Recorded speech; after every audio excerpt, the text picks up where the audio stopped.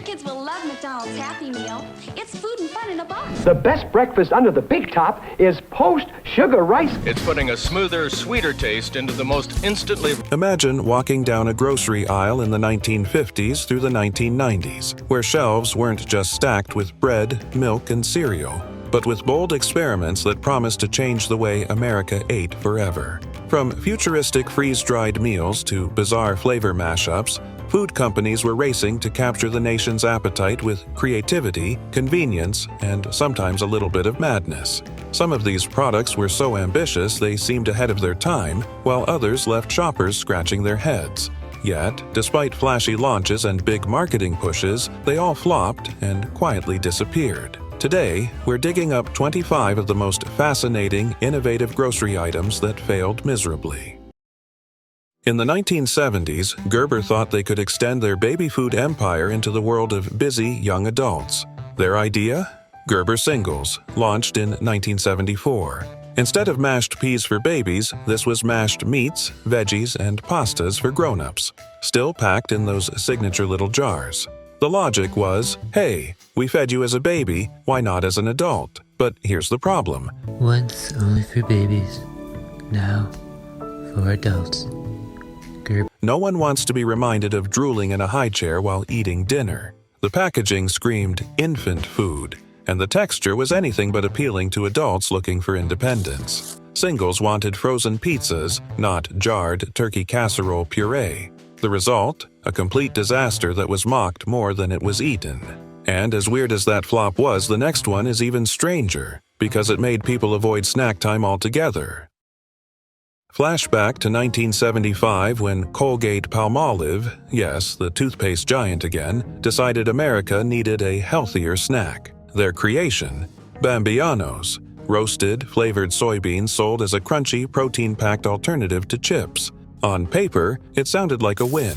Soybeans were nutritious, easy to package, and had a new and exciting vibe. But in practice, not so much. Consumers complained about the strange taste, and rumors spread that the beans caused, let's just say, excessive digestive issues. Hi, and my name is Zoe Marudas. I'm the founder of Bambino's Baby Food, and this is my 16-month little girl, Athena. Think bloating and embarrassing flatulence. Once that reputation stuck, no amount of advertising could save it. Imagine trying to snack in peace, only to worry about clearing a room afterward. Sales fizzled fast, and the brand quietly shelved Bambianos forever. And speaking of digestive disasters, the next item promised guilt-free indulgence but turned into one of the most infamous food fails of the 1990s. The 1990s were obsessed with cutting fat, so when Procter & Gamble introduced Olestra, a fat substitute that passed through the body without being digested, it was hailed as revolutionary. Snack makers jumped on board, most famously Frito-Lay with its WOW exclamation mark chips. Imagine eating potato chips that supposedly had zero fat and zero guilt. It sounded like magic, but then reality set in. Because Olestra wasn't absorbed by the body, the main ingredient is Olestra. It passes through the body without releasing any fat or calories. Now, there are concerns. Olestra robs the body. It often caused stomach cramps, urgency, and what the Food and Drug Administration, FDA, politely called anal leakage. Yeah, that's not exactly a selling point for your Friday night snacks. The backlash was immediate. Labels warning of side effects didn't help, and consumers abandoned the chips in droves. By the early 2000s, Olestra products faded from most shelves. If you think that was bad, wait until you hear about the time a toothpaste company thought it should sell frozen lasagna. This one might be the crown jewel of weird grocery ideas. In the early 1980s, Colgate, the toothpaste company, decided to branch into frozen dinners.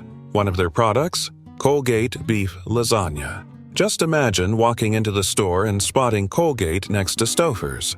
Who on earth associates minty toothpaste with savory Italian comfort food? Consumers simply couldn't shake the mental picture.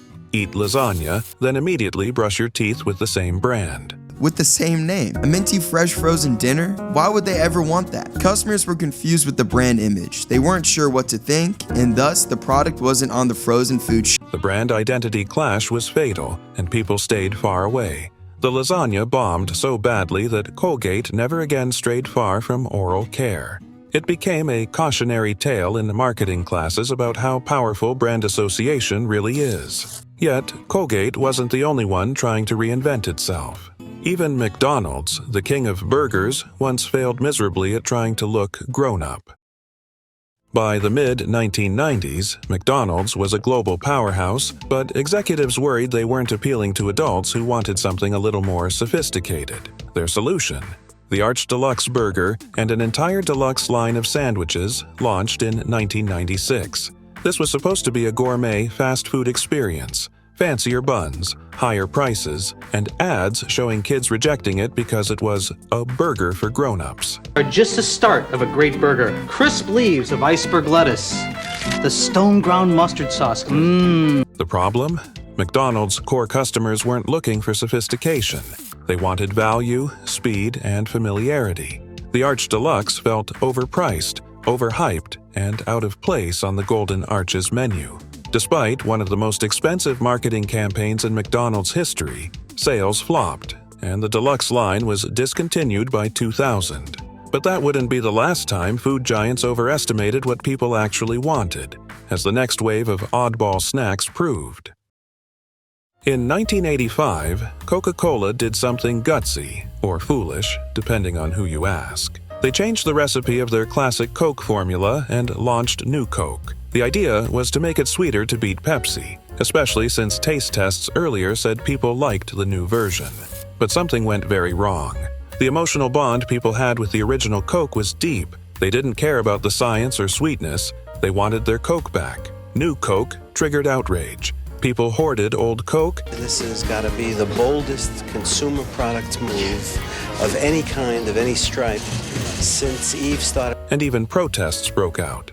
After just 79 days, Coca-Cola reversed course and brought back the original as Coca-Cola Classic. In the end, New Coke was called Coke 2 later on, but it never came close to replacing the original and was discontinued in 2002.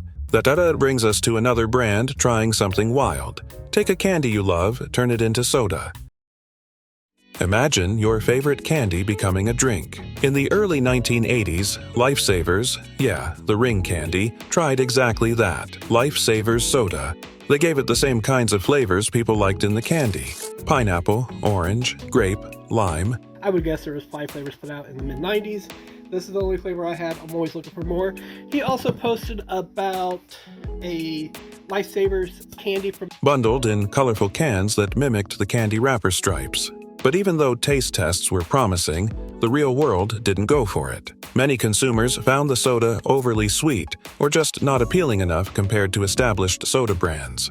Also, brand trust mattered. People liked eating the candy, but drinking it felt different, even awkward. So, just about a year after the launch, by 1982, Lifesavers soda was discontinued. Up next, a product that tried to combine breakfast and convenience, but convenience doesn't always win. Here's one that makes perfect sense on paper. Kellogg's, the cereal giant, decided people needed an all-in-one breakfast. So they launched Breakfast Mates in 1998. Cereal, a spoon, and shelf-stable milk all in one box. The idea was you'd open the box, no fridge, no extra spoon, no fuss.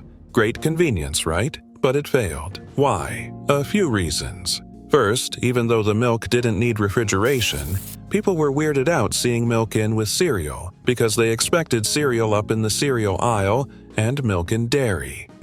Because your kids' cartoons start at 5:30 a.m. and you don't. Introducing Kellogg's Breakfast Mates. Second, the packaging was messy. The milk packet often spilled, and the cost was higher than just buying cereal and milk separately. And third, consumers hadn't felt that owning milk was really a hassle. They already kept milk in the fridge. So the extra convenience wasn't enough to overcome awkwardness and price. Ultimately, Breakfast Mates got pulled off shelves after only about 2 years. Coming up, a frozen dessert/flavor flop that left people scratching their heads.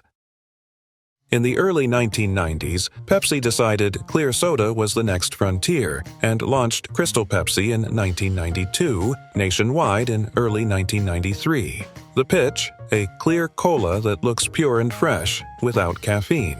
On paper, that seemed like a smart differentiation. And Sprite, so a cola-flavored clear soda just felt off. But it wasn't just the color. But in reality, people expected a theme, like citrus, lemon lime, when they saw a clear soda. Crystal Pepsi tasted more cola-like than expected, but not cola enough for traditional cola drinkers. Consumers were confused. They didn't know what the flavor identity was supposed to be. So, after a big marketing spend, hype, and curiosity, the novelty wore off fast. Sales began to fall and Pepsi discontinued Crystal Pepsi around 1994. Next up, a soda that tried to be anti-soda in its whole vibe and paid the price. If you thought soda ads were strange, meet OK Soda. Released by Coca-Cola in 1993, this drink was made specifically for disillusioned youth, mainly Generation X. The branding leaned hard into apathy, cynicism, weird slogans like, "What's the point of OK?" Well, what's the point of anything? The cans were edgy, art-influenced, even cryptic. But here's where it fell apart. The flavor was weird. Some said it tasted like spiced citrus, others compared it to herbal cough syrup. The vibe was too niche, and the message was confusing. For many buyers, not trying too hard ended up meaning not selling. The product was pulled in 1995 after only roughly 7 months in test markets. That leads to entry number 8, which mixes frozen treats plus nostalgia, but the numbers didn't stay as sweet. Remember those creamy, frozen pudding treats on a stick that Bill Cosby used to advertise? That's Jell-O Pudding Pops. They were huge in the 1980s and 90s. But popularity doesn't always mean profit. Although the sales were high, hundreds of millions over the early years, the cost to manufacture, maintain, ship, and store frozen pops was steep. Jell-O brand pudding pops. All the goodness of real Jell-O. Jell-O was primarily a dessert mix company, not a frozen foods expert. Over time, margins have squeezed. Popsicle acquired the license, tweaked things, and relaunched versions. But many fans felt the texture and flavor weren't the same. Ultimately, sales weren't enough, and in 2011, the product was discontinued. Coming next is a cereal that once had a quirky mascot war, then slipped away despite being memorable.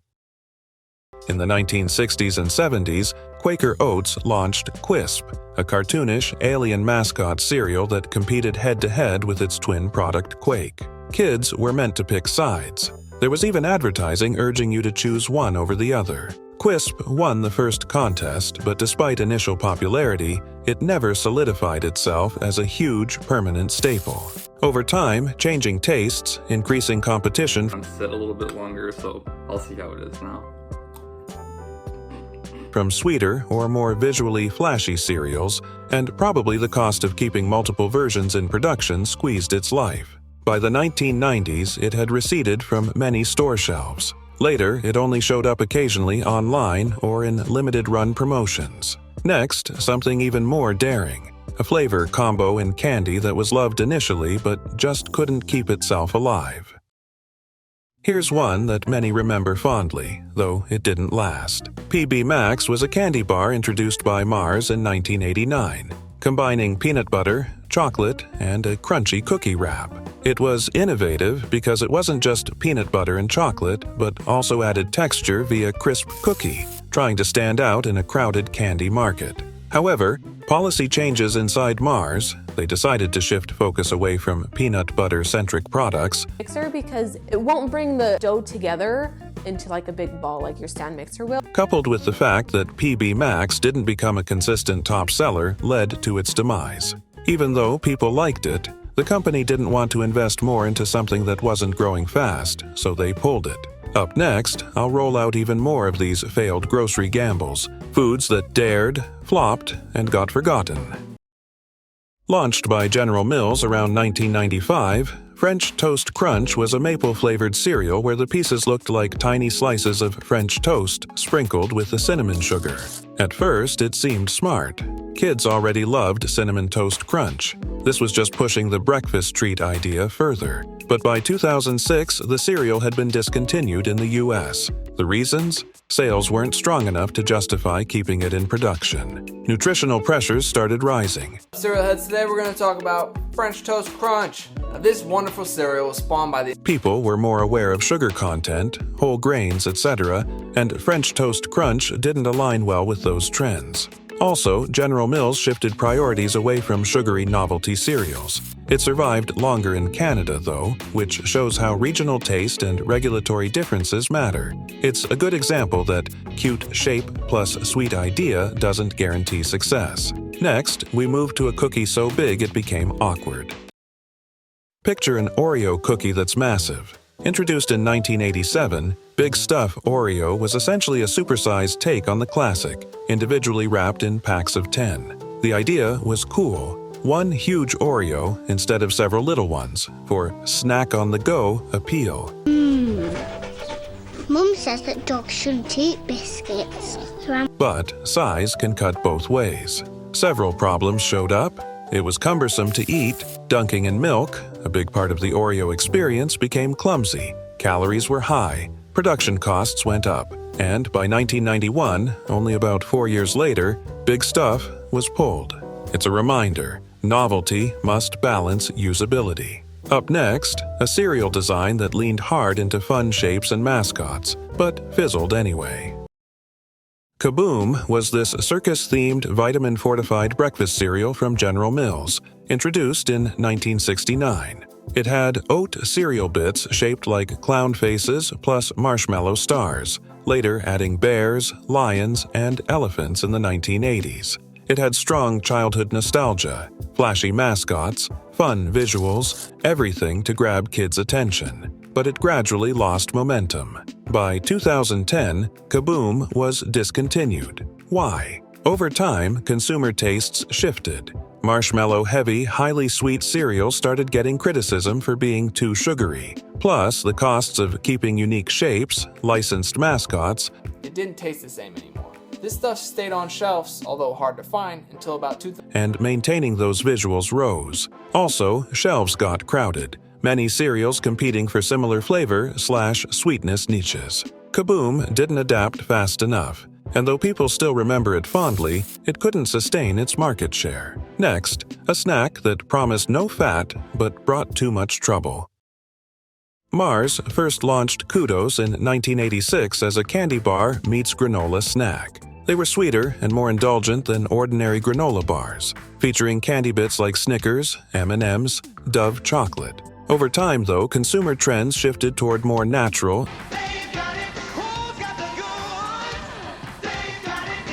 /healthier snacks with fewer candy bar trimmings. Kudos couldn't keep up in that evolving niche, and by 2017, it had been officially discontinued. In the 1980s, Chef Boyardee released a novelty pasta shaped like Pac-Man characters. It leveraged pop culture, nostalgia, and the novelty of fun shapes in kids' food. But novelty only carried it so far. As tastes changed, parents cared more about nutrition, Boyardee's packed with goodness. It's great for when we have to eat and run. simplicity, and fewer gimmicks. Production of shaped pasta adds cost, and without sustained demand, products like this often vanish. It eventually faded off shelves. This is yet another case that shows that even strong brands falter when novelty, flavor, and business strategy misalign. Launched in 1998, Doritos 3D were a bold move. Puffed, hollow tortilla chips shaped in 3 dimensions, in flavors like nacho cheese, jalapeno cheddar, and zesty ranch. History, Oasis.com. They stood out in the snack aisle by looking weird and fun. Product under the name Doritos Air that's being marketed and sold in. Unlike flat chips, but weird plus fun only takes you so far. Production was expensive, making them puffed and hollow added cost. The packaging had trouble protecting their fragile shape, and consumers gradually lost interest. By the early 2000s, sales dropped, and they were discontinued. Despite nostalgia and occasional revivals, Doritos 3D Crunch, most people agree they didn't stick. Up next, a pizza chip combo that sounded brilliant and actually sold well at first, but still didn't survive the corporate shuffle. Pizzerias came out in 1991 via Keebler. These were chips made from actual pizza dough, available in cheese pizza, pizza supreme, and zesty pepperoni flavors. The marketing was loud, catchy, and they sold big. Representing this shit so bad. On this show, you've had worse.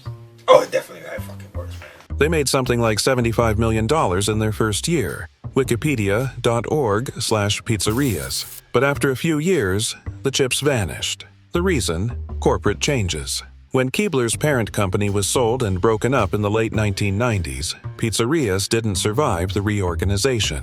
Even though the flavor, shape, and niche were strong, business moves killed it. A cult following remains, but that doesn't bring chips back. Next entry mixes candy plus surprise, and that surprise turned into a problem.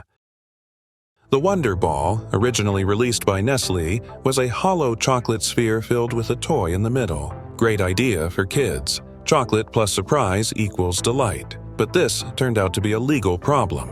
Child safety groups and regulators flagged it. Having non-edible toys inside edible candy violated U.S. safety laws. Bustle. So, Nestle changed the formula, removed the toy, replaced it with candy, rebranded, but the charm was damaged.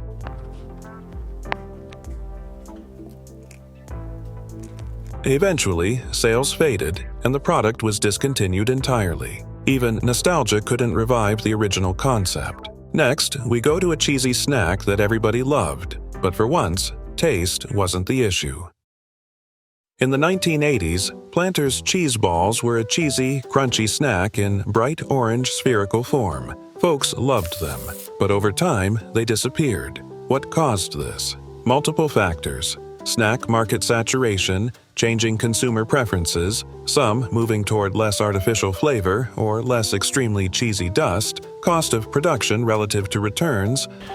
Planters cheese balls, and these were like a snack from when I was... Plus possibly that they weren't core for the company anymore. They had brief runbacks, but nothing stuck.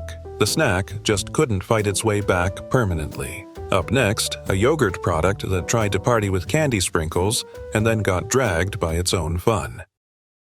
In the 1990s, yogurt wasn't just about fruit and plain flavors, it was about experience. Dan and Sprinklins launched with lids hiding surprise sprinkles or color-changing bits. Kids' yogurt as a little treat, not just bland health food. It had novelty, visuals, and fun. But novelty has a shelf life. Here, strawberry's an immense hit, and strawberry banana was such appeal. But what makes... Over time, people got tired of sugary gimmicks. Manufacturing complexity, sprinkles, color features, raised costs. Also, the yogurt culture market shifted toward less sugar, more natural, and Sprinklins were caught in the crossfire. They were quietly discontinued when they stopped being profitable. Coming up, a cereal flavor that sounded cozy but wasn't cozy enough to stick around. A variant of the famous Cheerios, Banana Nut Cheerios, offered banana flavor mixed in with the oat cereal. Sounded like a natural move. Banana is a familiar comfort fruit. But in the US, that flavor eventually got discontinued. It seems that although people liked the idea, sales didn't stay strong enough compared to core flavors, and the cost to maintain flavoring additives versus demand didn't justify keeping it. Okay, I think you've had enough.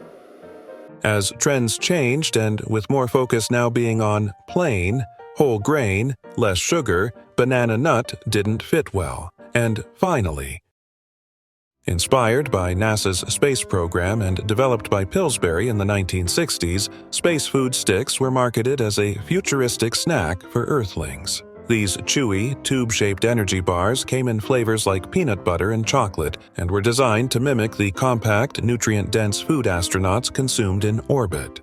Energy for hard work. Lasting energy to feel alive.